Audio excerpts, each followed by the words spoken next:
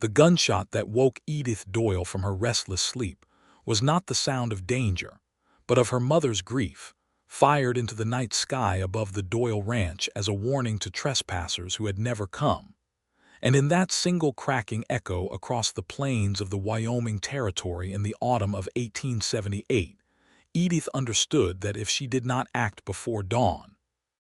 everything her father had built with his bare hands, before consumption took him from this world, would be lost forever to men who cared nothing for the sweat that had soaked into that soil. She rose from her narrow bed in the loft of the ranch house, her heart hammering against her ribs like a wild thing seeking escape, and pulled on her riding clothes with fingers that trembled only slightly in the cold October air. Below her, she could hear her mother's voice, thin and frightened, arguing with someone in the front room, and when Edith crept to the edge of the loft and peered down through the gap in the floorboards, she saw the man who had come to steal her family's future standing in her mother's parlor as though he already owned it. His name was Silas Grimshaw, and he was the banker from Cheyenne who held the note on the Doyle ranch, a note that had come due 3 days past, and who now stood with his boots planted on the rag rug Edith's mother had woven with her own hands, informing Margaret Doyle in a voice as smooth and cold as river ice that the ranch would be seized within the week unless the full sum of $400 was paid, a sum that no widow raising 3 daughters on cattle and hope could ever hope to gather. Edith was 19 years old, the youngest of the 3 Doyle sisters, and while her older sisters Charlotte and Beatrice had already married and moved to their own homesteads, leaving their mother alone on the ranch save for Edith, it was Edith who had inherited her father's stubbornness along with his quick hands with a horse, and it was Edith who decided, crouched there in the darkness of the loft, that she would not simply watch her mother's life crumble into dust without a fight. She waited until Grimshaw had gone, his wagon wheels crunching away down the frozen ruts of the road, before she descended the ladder and found her mother sitting at the kitchen table with her face buried in her hands, the lamp flickering low beside her, casting long shadows across the walls that Edith's father had built board by board in the spring of 1861, before the war had called him away for 2 long years. Before he had come home to build this life only to have consumption steal it from him 7 years later. "Mama," Edith said softly, kneeling beside the chair, "how much time do we truly have?" Margaret Doyle lifted her face, and Edith saw that her mother's eyes, once so bright and full of laughter, had grown dim with worry these past months, the kind of worry that aged a woman faster than any number of years could. "He says 3 more days, Edith. 3 days to find $400 or the bank takes everything. The cattle, the land, this very house. Where would we go? Your sisters have their own families to feed, their own troubles." "There is a man," Edith said slowly, remembering something her father had spoken of before he passed, "a rancher over toward the Powder River country, a man named Frederick Crawford, who my father always said was fair in his dealings and generous with those who worked honest. Father said if ever we needed help and could not turn to family, Crawford was a man of his word. That is 2 days' ride from here, Edith, through country that is not always kind to a lone traveler, and especially not to a young woman traveling alone." "Then I shall have to be quick about it," Edith said, and something in her voice made her mother look up sharply, recognizing in her youngest daughter's face the same fierce determination that had once lived in her late husband's eyes. "Edith Doyle, I forbid it. The roads are dangerous at night. There are men who would think nothing of doing you harm, and even if you reach this Crawford, what makes you think a stranger would hand over $400 to a girl he has never met?" "Because Papa said he was a good man, and because I do not see another choice before us, Mama. I would rather ride into danger trying to save what Papa built than sit here weeping, while strangers carry away our lives piece by piece." Margaret Doyle wept then, but she did not forbid her daughter a second time, for she recognized the truth in Edith's words even as it broke her heart to admit it, and by the time the moon had risen high and full over the rolling grasslands, Edith had saddled her father's old mare, a sturdy chestnut named Copper who had carried the family through blizzards and droughts alike, and had packed what little money they had left along with a letter written in her mother's careful hand explaining their circumstances. Addressed to a man Edith Doyle had never once laid eyes upon.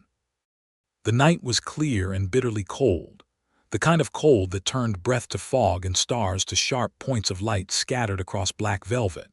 and Edith rode out from the ranch with her father's old Colt revolver tucked into her belt, a weapon she had learned to fire from the age of 12. And though her hands shook with more than the chill, as she guided Copper down the familiar lane, and onto the wider road that would carry her west and south toward the Powder River country. She did not once look back at the house where her mother stood in the doorway, lamp raised high, watching her youngest daughter disappear into the darkness on an errand that might save them all or might end in tragedy. The first hours of the ride passed in a blur of moonlit prairie and the steady rhythm of Copper's hooves against packed earth, and Edith found her mind wandering to thoughts of her father, of the stories he had told around the fire on winter nights about the early days of the ranch, about the hardships he and her mother had endured together, the droughts and the blizzards and the long years apart during the war, and how through it all they had never once considered giving up the land that had become, in every sense that mattered, a part of their very souls. By the time the sky began to lighten in the east with the first pale promise of dawn, Edith had covered perhaps 15 miles, and Copper was beginning to show signs of weariness, her breath coming in great clouds, her pace slowing despite Edith's gentle urging. It was then, as the first golden light touched the tops of the distant hills, that Edith heard the sound of another rider approaching from the west, and her hand went instinctively to the revolver at her belt as she reined Copper to a stop beside a stand of cottonwood trees, her heart pounding with a fear she had not allowed herself to feel through the long night alone. The rider who emerged from the morning mist was a man perhaps 26 years of age, broad-shouldered and sitting tall in his saddle with the easy confidence of someone who had spent his entire life upon horseback, wearing a wide-brimmed hat pulled low against the rising sun and a sheepskin coat against the morning chill. His horse was a magnificent black gelding, and as he drew nearer, Edith could see that his face, though weathered by sun and wind, held an expression of open curiosity rather than menace, and something in his bearing eased the tension that had gripped her shoulders since she had first heard his approach. "Morning," the man called out, drawing his horse to a halt a respectful distance away. "You are a fair piece from any homestead I know of, miss, riding alone at this hour. Are you in some kind of trouble?" Edith studied him for a long moment before answering, weighing the risk of trusting a stranger against the desperate need that had driven her from her home in the dead of night. There was something in his blue eyes, steady and kind, that reminded her unaccountably of her father, and she found herself answering before she had fully decided to trust him. "I am looking for a ranch belonging to a man named Frederick Crawford. My father spoke well of him before he passed, and I have urgent business that cannot wait." The man's eyebrows rose in surprise, and then, unexpectedly, he laughed, a warm sound that carried easily across the still morning air. "Well, miss, you have found him rather more directly than you might have expected, for I am Frederick Crawford, and I confess I am now more curious than ever about what urgent business could drive a young woman to ride through the night alone to find me." Edith felt her cheeks flush with a combination of relief and embarrassment, for she had imagined finding Crawford's ranch, being announced by hired hands, perhaps waiting in a parlor to state her case with some measure of formality, not stumbling upon the man himself on an empty road at dawn with her hair windblown and her clothes dusty from hard riding. "Mr. Crawford, my name is Edith Doyle. My father was Thomas Doyle, who ranched north of here along Willow Creek before he passed 2 years past. My mother is in danger of losing everything to a banker named Grimshaw unless we can raise $400 within 3 days, and my father always said that if hard times ever came upon us, you were a man whose word could be trusted." Frederick Crawford's expression sobered as he listened, and he swung down from his horse with the fluid grace of long practice, approaching Edith's mare slowly, his hands open and visible in a gesture meant to put her at ease. "I remember your father, Miss Doyle. We met at a cattle auction in Cheyenne some years back, and he struck me as an honest man in a business too often filled with cheats and schemers. I am sorry to hear of his passing, and sorrier still to hear that his family now faces such trouble." "Then you will help us?" Edith asked, hardly daring to hope, for she had ridden through the night prepared for rejection, prepared to beg if necessary, and had not truly allowed herself to imagine that the answer might come so readily. "I will hear the whole of your story first, Miss Doyle, for a debt of $400 is no small thing, and I would understand fully what has brought your family to such straits before I decide how best to help. But you look exhausted, and that mare of yours looks ready to drop where she stands. My ranch is not more than an hour's ride from here. Will you allow me to escort you there, where you can rest and eat something warm while we discuss what can be done?" Edith hesitated only a moment before nodding, recognizing the wisdom in his words, for Copper was indeed flagging badly, and Edith herself had not slept nor eaten since the previous evening. Together they rode westward as the sun climbed higher, and in that hour of travel, Edith found herself telling Frederick Crawford the whole story of her family's troubles, of her father's illness and passing, of the hard years that had followed as her mother struggled to keep the ranch running with only Edith's help, and finally of Grimshaw's visit the previous night and his threat to seize the ranch within 3 days' time. Frederick listened without interrupting, his expression growing steadily more troubled as the story unfolded, and when Edith finished speaking, he was silent for a long moment, guiding his horse around a low outcropping of rock before he finally spoke. "I know of this Grimshaw. He has a reputation in Cheyenne for calling in notes at the harshest possible moment,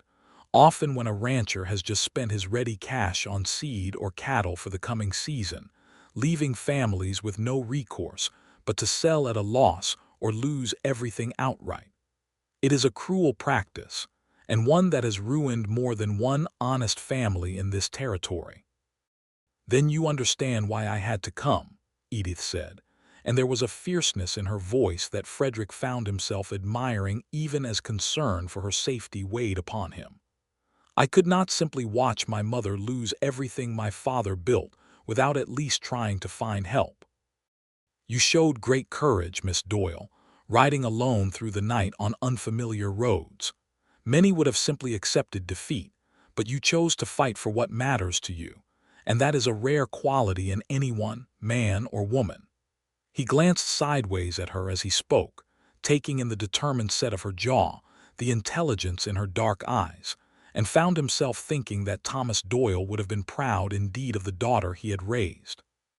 They crested a low rise, and below them spread the Crawford Ranch, larger by far than the Doyle homestead, with a sprawling ranch house of hewn timber, several barns and outbuildings, and pastures dotted with cattle stretching toward the horizon in every direction.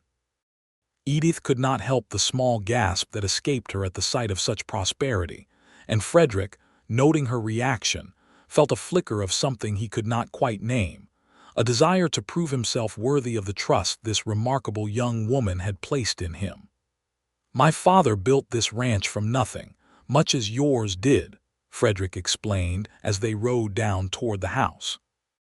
"He came west from Ohio in 1855, long before the war, and worked himself half to death establishing this land as productive.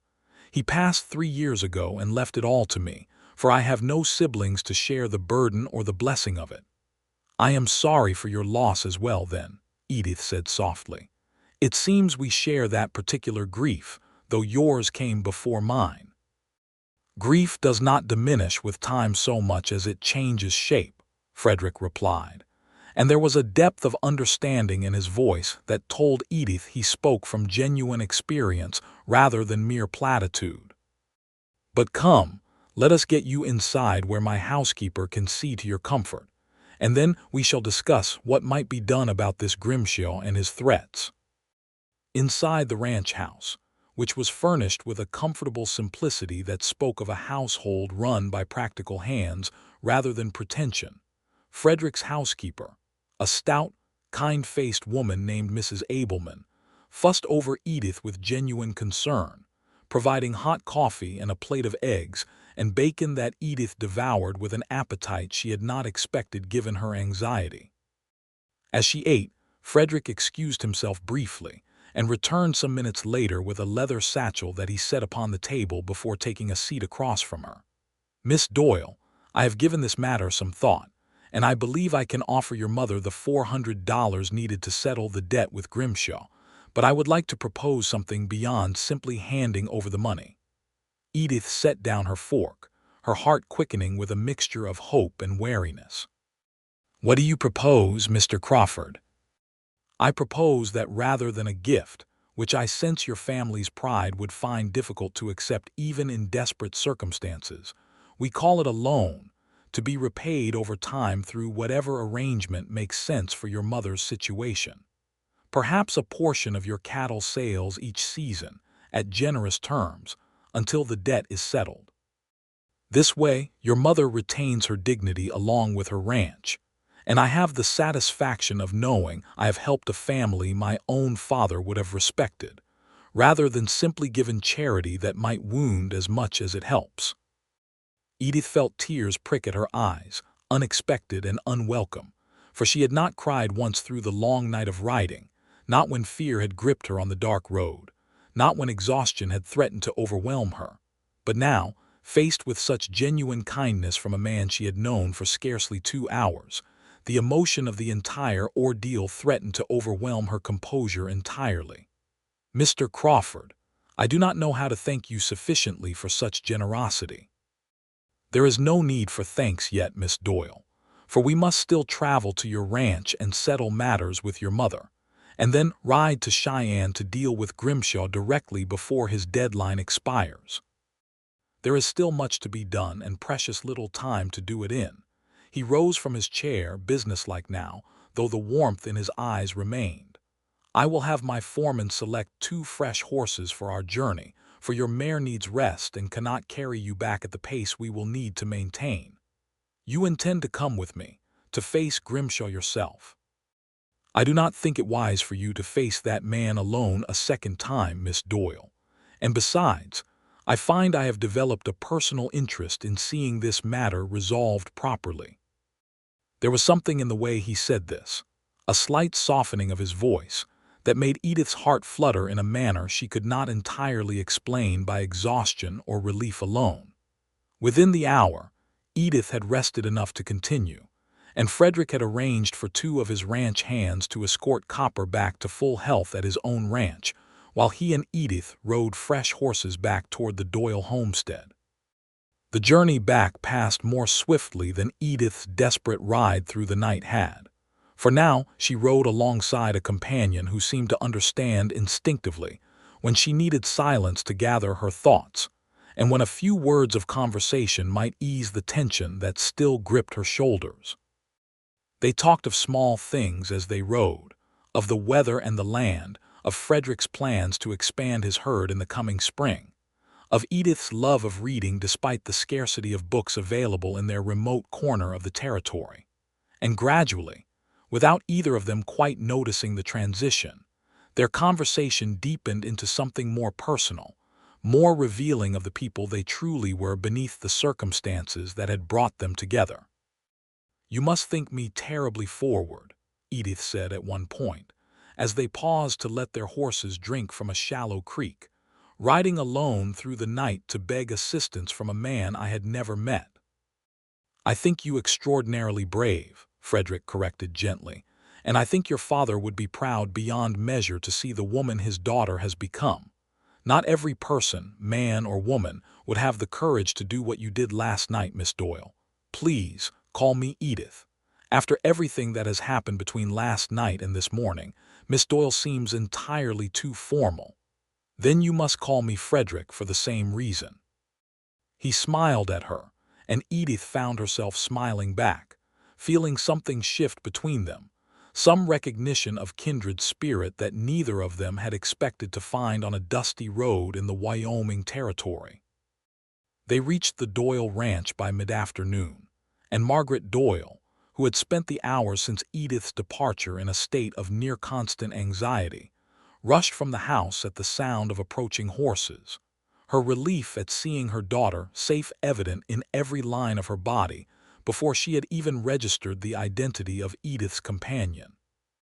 When introductions were made and the purpose of their visit explained, Margaret Doyle's composure finally broke entirely, and she wept openly with gratitude, insisting that Frederick Crawford stay for supper despite her limited larder, an invitation he accepted with genuine warmth rather than mere politeness. Over a simple meal of stew and fresh bread, the details of the arrangement were finalized, with Frederick explaining his proposal for a loan rather than an outright gift,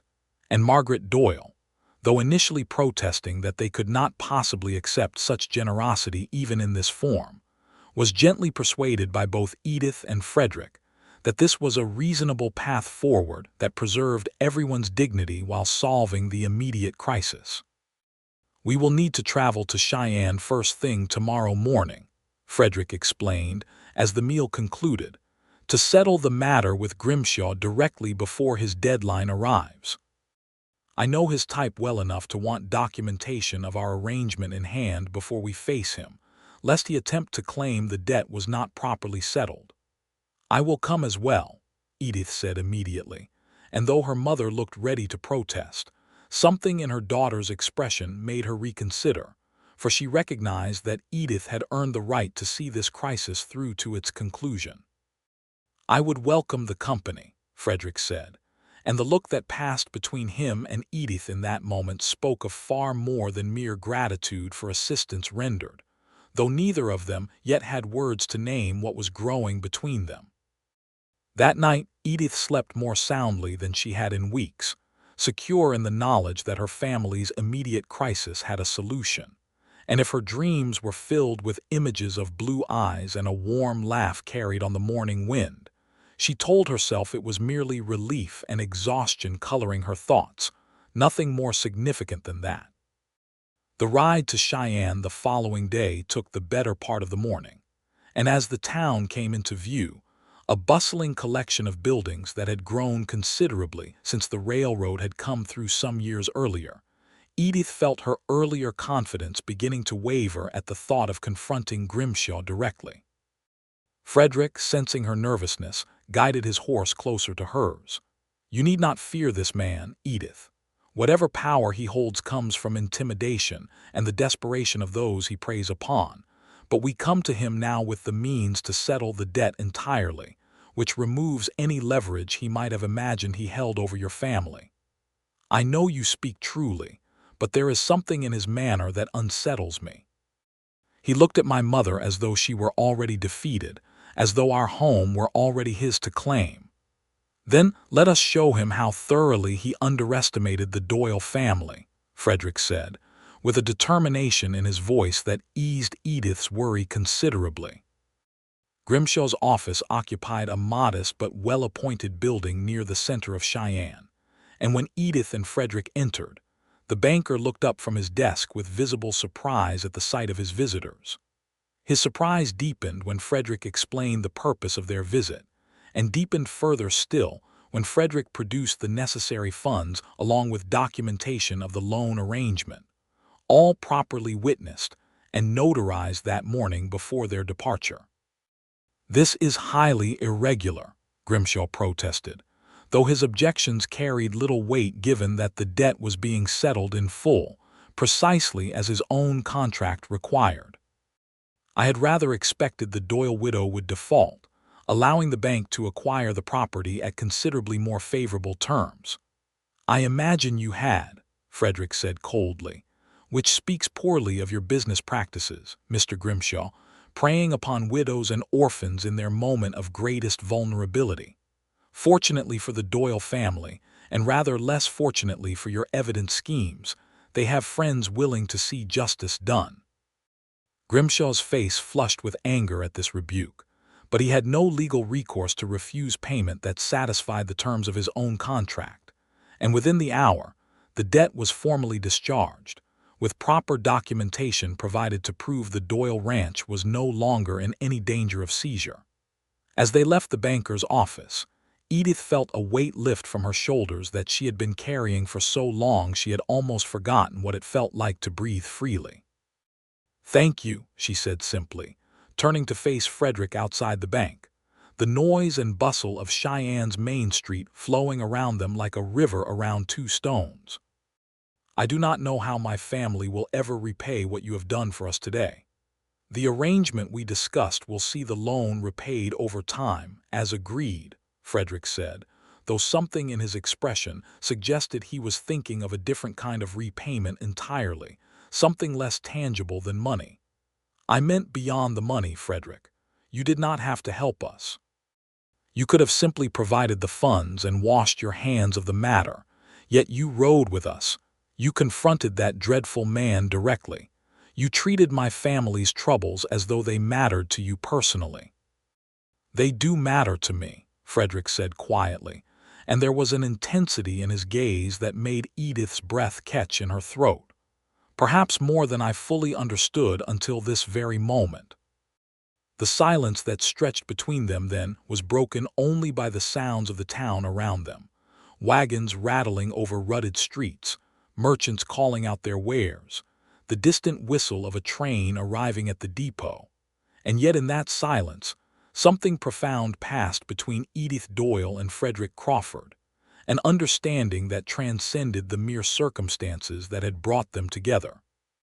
A recognition that what had begun as an act of desperate courage on Edith's part and simple generosity on Frederick's had grown into something neither of them had anticipated nor could now easily dismiss. "I should like to call upon you properly, Edith Doyle," Frederick said finally, "if your mother would permit it, and if you yourself would welcome such attention." Edith felt warmth spreading through her chest despite the cool autumn air, and she found herself smiling in a way that felt entirely new, entirely different from the smiles she had offered in the difficult months since her father's passing. "I believe my mother would welcome such attention most heartily, Mr. Crawford, given how thoroughly you have already proven your character to her. As for myself, I would welcome it as well, though I confess I have little experience in matters of courtship, having spent most of my recent years focused entirely on helping my mother maintain our ranch." "Then perhaps we shall learn together," Frederick said, and the warmth of his smile matched her own, and though propriety demanded they maintain a respectable distance on the busy street of Cheyenne, the connection between them was evident to anyone who might have paused to observe two young people finding, quite unexpectedly, the beginning of something that would shape the rest of their lives. They returned to the Doyle Ranch that evening with the good news, and Margaret Doyle's joy at the resolution of their financial crisis was matched only by her evident approval of the growing connection between her youngest daughter and the rancher, who had proven himself so generous and honorable in their time of need. Over the following weeks, Frederick Crawford became a regular visitor to the Doyle Ranch, riding over from his own considerably larger property with a frequency that soon became the subject of gentle teasing from Edith's sisters, Charlotte and Beatrice, who visited more often themselves once word spread of the courtship blossoming between their youngest sister and one of the territory's most respected young ranchers.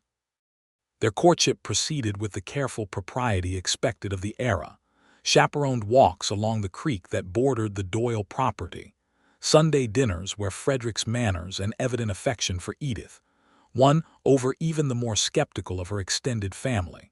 and long conversations on the porch as autumn deepened into the first frosts of early winter. Conversations that ranged from their shared love of the land they had both grown up upon to their hopes and fears for the future, to the grief they had each carried for lost fathers, and the strength they had each found in continuing forward despite that grief. "I never imagined," Edith confided to Frederick one evening in November, as they sat together on the porch swing her father had built years before, watching the sun set in brilliant shades of orange and purple over the western hills. That riding through the night in desperation would lead me to something so unexpectedly wonderful. Sometimes, Frederick replied, taking her hand gently in his own. The darkest moments lead us toward the greatest light, if we have the courage to keep moving forward despite our fear. You had that courage, Edith, and I have been endlessly grateful ever since that morning I encountered you on that empty road, exhausted but utterly unwilling to abandon your family's future. And I am grateful that you were the kind of man my father believed you to be, Frederick. Grateful that his judgment of character proved so accurate, even from beyond the grave, as though he somehow knew that one day his daughter would need exactly the kind of help only you could provide. As winter settled fully over the Wyoming territory, bringing heavy snows that made travel between the Crawford and Doyle ranches considerably more difficult, Frederick found himself thinking constantly of Edith even during the periods when weather kept them apart, and he began to understand that what had started as admiration for her courage had deepened into something far more profound, a love that felt as solid and enduring as the land they both called home. It was during a break in the winter weather, on a crisp December morning when the snow had melted enough to make travel possible once more, that Frederick rode to the Doyle ranch with a particular purpose in mind beyond his usual visit. He found Edith in the barn, tending to Copper, who had fully recovered from the exhausting night ride and now regarded visitors with her usual placid curiosity. "Edith," Frederick said, and something in his tone made her turn from the horse to face him fully, noting the seriousness in his expression that seemed different from his usual easy warmth. "I have spent these past months coming to know you, to understand the depth of your character, your courage, your devotion to those you love, and I find myself utterly and completely in love with you, more than I ever imagined possible when we first met on that road in October." Edith felt her heart racing, though not with the fear that had gripped her on that desperate night ride, but with an entirely different kind of intensity altogether. "Frederick, I feel the same. From nearly that very first morning, though I did not fully understand what I was feeling until much later, when I realized how much I looked forward to your visits, how much your presence had come to mean to me. Then I must ask you something, though I confess I have been nervous about this moment for weeks now, turning the words over in my mind until I feared I would never find the courage to speak them." Frederick reached into his coat pocket and withdrew a small velvet box, and Edith felt her breath catch as she understood what was about to happen. "Edith Doyle, will you marry me? Will you build a life with me, combine our two ranches and our two families, and face whatever future comes our way together, as partners in every sense of that word?" Tears filled Edith's eyes, though these were tears of pure joy rather than the desperate worry that had driven her through the night those months before. "Yes, Frederick, yes, 1,000 times yes. I cannot imagine a future without you in it, and I would be honored beyond words to become your wife." Frederick opened the box to reveal a simple but elegant ring, a small diamond set in gold that had belonged to his own mother, passed down through his family, and as he slipped it onto Edith's finger, both of them felt the profound rightness of this moment, this joining of two hearts that had found each other through the most unlikely of circumstances, born from desperation and courage, nurtured through months of growing affection and mutual respect. They were married in the spring of 1879, in a ceremony held at the Doyle Ranch under a sky bright with the promise of new beginnings, attended by Edith's mother and sisters, by Frederick's ranch hands who had come to respect him deeply over the years, and by many neighbors from throughout the territory who had heard the story of Edith's desperate ride through the night and Frederick's generous response, a story that had become something of local legend in the months since it occurred. Reverend Thomas Whitfield, who had traveled from Cheyenne specifically to perform the ceremony, spoke movingly of how love could grow from the most unexpected soil, how courage and kindness had brought together two young people whose union now promised to strengthen both families and both ranches for generations to come. Margaret Doyle, watching her youngest daughter exchange vows with the man who had saved their family's future and in the process found his own future intertwined with theirs, felt a joy so profound that it nearly overwhelmed her, tempered only by the bittersweet knowledge that her husband, Thomas, was not present to witness this moment, though she felt certain, in some way that transcended mere sentiment, that he watched over them still. Proud of the daughter he had raised and grateful for the man she had chosen to spend her life alongside. The newly married couple settled at the Crawford Ranch, which was large enough to accommodate both Frederick's existing operations and the eventual absorption of the Doyle property, which Margaret Doyle continued to manage with hired help even as she began spending more time at her daughter's new home,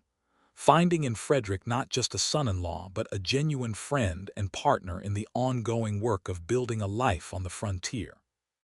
Their first year of marriage brought its own challenges, as all marriages do, moments of adjustment as two independent people learn to share not just a home but a life, decisions about the management of their combined ranching operations, disagreements about minor matters that seemed enormous in the moment but faded quickly in the face of their deeper affection for one another. And through it all, the bond between Edith and Frederick only strengthened. Tested and proven by the ordinary trials of daily life, just as it had first been forged in the extraordinary circumstances of their meeting. In the autumn of 1880, exactly 2 years after that desperate night ride that had first brought them together, Edith gave birth to their first child, a son they named Thomas after her late father, a boy who arrived healthy and strong-lunged into a world that his parents had worked hard to make secure and prosperous for his future. Frederick wept openly with joy at the sight of his newborn son, and Edith, exhausted but radiant, felt the profound satisfaction of knowing that the family legacy her father had begun would continue forward into a new generation, strengthened now by the love and partnership she had found with Frederick. 2 years later, in 1882, their family grew further with the arrival of a daughter, whom they named Margaret after Edith's mother, a decision that brought Margaret Doyle to tears of joy when she first held her granddaughter and namesake in her arms. The elder Margaret had by this point fully relocated to live near her daughter and son-in-law, having sold the original Doyle ranch to Charlotte's husband, who wished to expand his own operations, a decision that kept the land within the family while allowing Margaret Doyle to enjoy her later years surrounded by her growing brood of grandchildren, rather than managing a ranch alone. The Crawford Ranch continued to prosper under Frederick and Edith's joint management, for Edith had proven herself every bit as capable in matters of ranching, as she had shown herself to be courageous in that desperate ride through the night that had first brought them together. She took an active role in decisions regarding the cattle, the crops, and the overall direction of their growing enterprise. And Frederick, rather than feeling threatened by his wife's competence and intelligence, treasured it as one of the many qualities that made their partnership so successful and their marriage so fulfilling. By 1885, the Crawford Ranch had grown to become one of the most respected and prosperous operations in that corner of the Wyoming Territory, and Frederick and Edith had welcomed a third child, another son they named William, completing their family with a household full of the laughter and chaos that came with 3 young children growing up amid the vast beauty of the frontier landscape their parents had worked so hard to secure and improve. Throughout these years of growing prosperity and expanding family, Edith never forgot the desperate courage that had first brought her to Frederick's door, nor did she forget the profound generosity he had shown in response. And often, on quiet evenings after the children had been put to bed, the couple would sit together on their porch, much as they had during their courtship years before, and reminisce about that fateful October night when fear and determination had driven a young woman to ride alone through darkness in search of salvation for her family, only to find, in the most unexpected of circumstances, the love of her life waiting on that same road. "Do you remember?" Edith asked one such evening in 1886, as they watched their 3 children playing in the yard before them. "How frightened I was that night, how certain I felt that I might fail entirely in my mission to save Mama's ranch." "I remember thinking you the bravest person I had ever encountered," Frederick replied. "Riding alone through unfamiliar territory in the darkest hours of night, driven by nothing but love for your family and determination to see justice done. I fell in love with that courage before I even understood what falling in love truly meant. And I fell in love with your kindness, your willingness to help a stranger simply because it was the right thing to do, without any expectation of reward or recognition." Edith leaned her head against her husband's shoulder, feeling the same profound contentment that had grown steadily between them over the years of their marriage. "Papa always said you were a man of good character, and I have never once had reason to doubt that judgment. Your father saw something in me that I did not fully recognize in myself until I met you, Edith. He saw the potential for the kind of man I wished to become, and you helped me become that man through your own example of courage and devotion to family."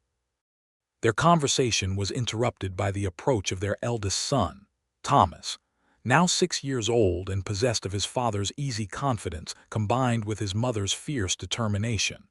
who came running up to the porch with a question about whether he might be permitted to ride one of the ponies without adult supervision, a request that both parents firmly denied, while exchanging amused glances at their son's evident inheritance of Edith's own youthful boldness.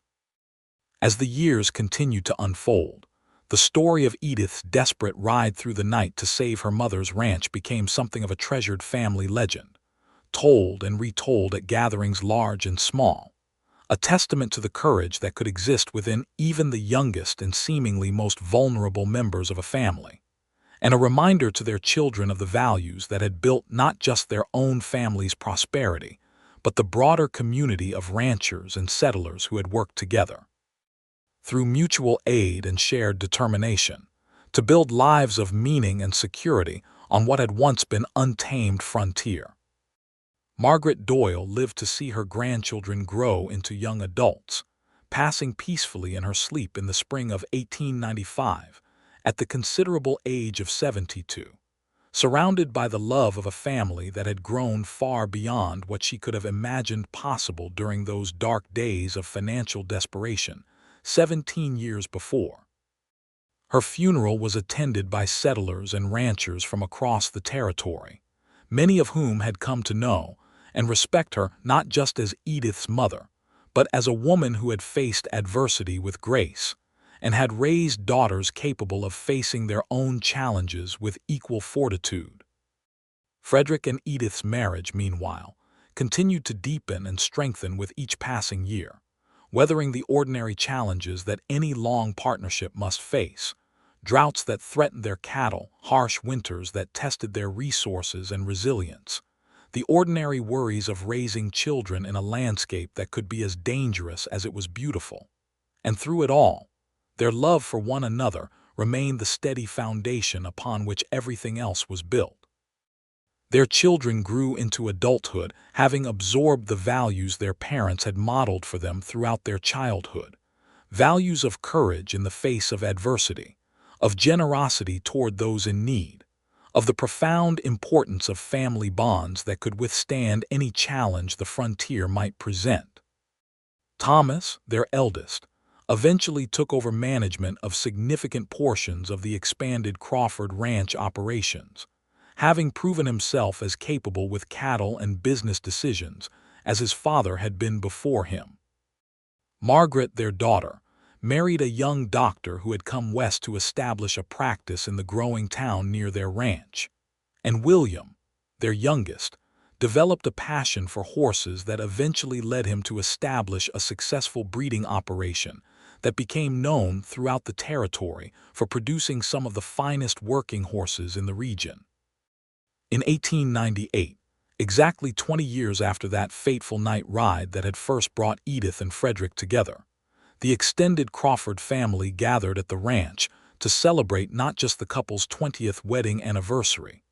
but the remarkable journey their love story had traveled since that desperate October evening, when a young woman's courage and a young man's generosity had first intersected on a lonely road in the Wyoming Territory.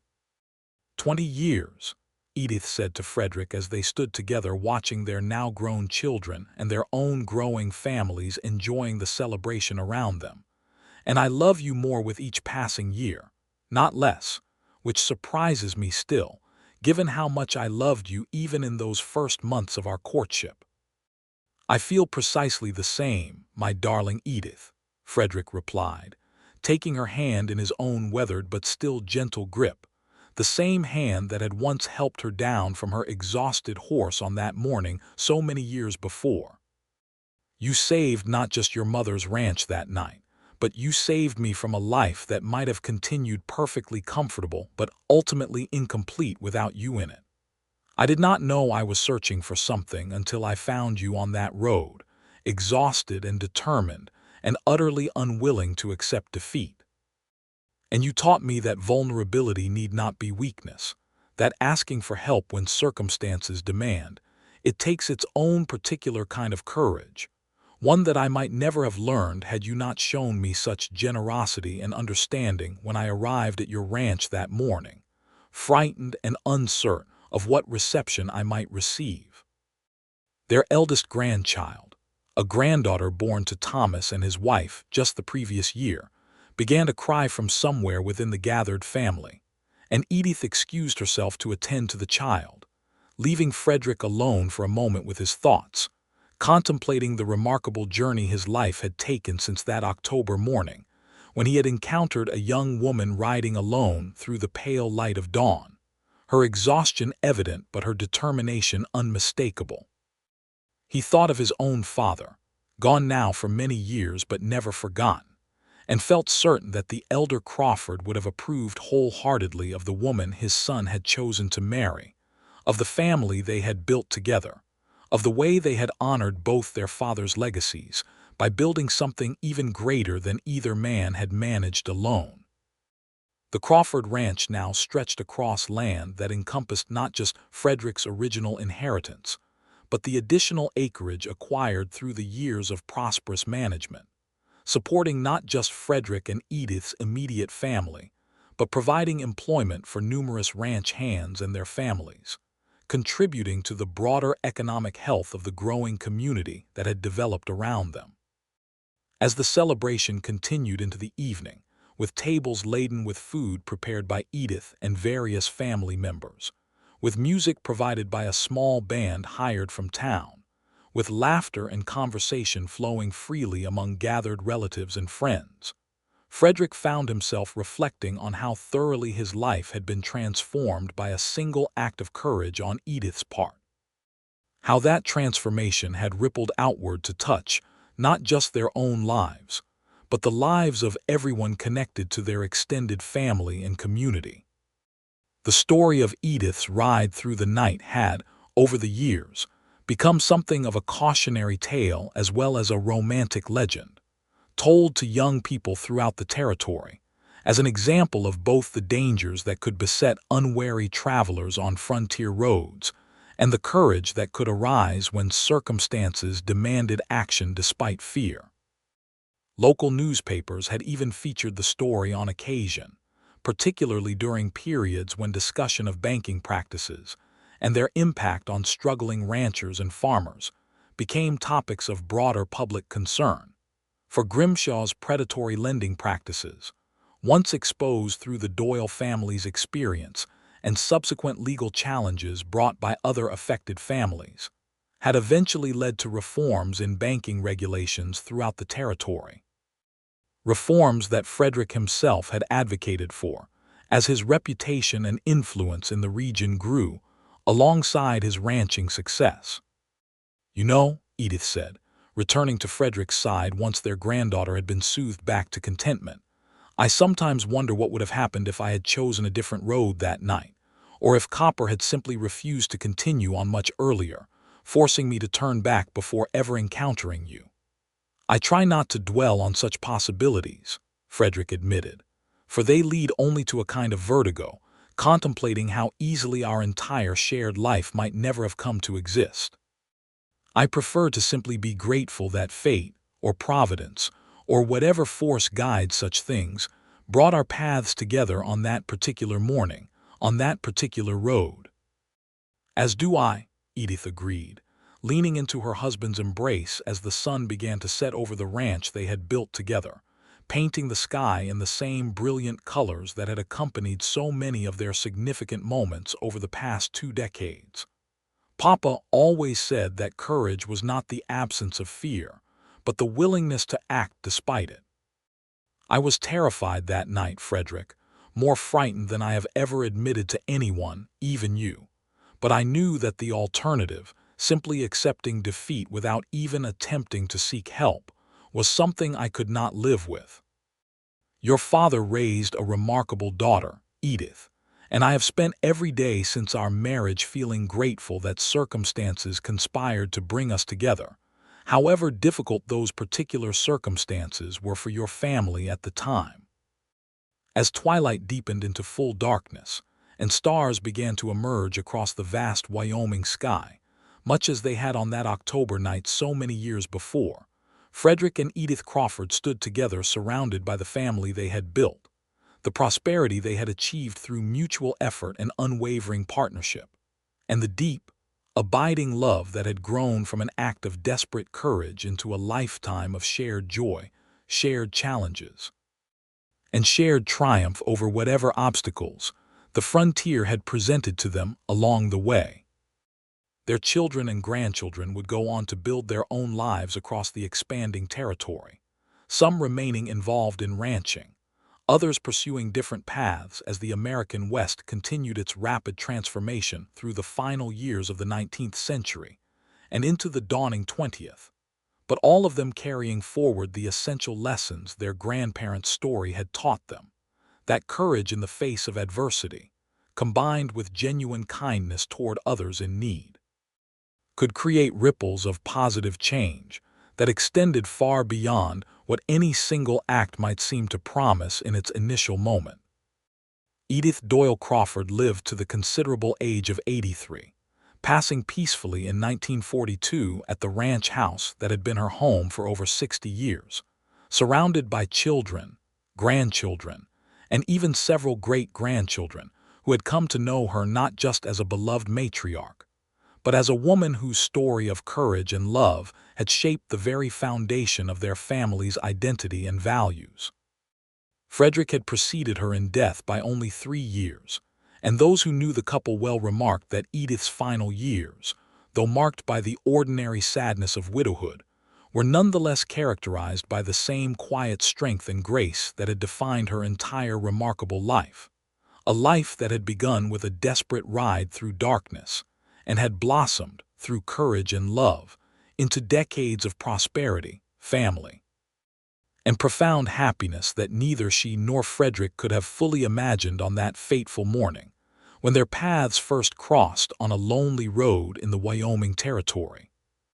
The ranch they built together continued for generations afterward, passed down through their descendants, a lasting testament to the power of love born from courage, kindness offered freely to those in need, and the unwavering belief that even the darkest night could lead, with sufficient bravery and hope, toward a dawn filled with possibilities beyond anything one might have dared to imagine when first setting out upon that difficult and uncertain path.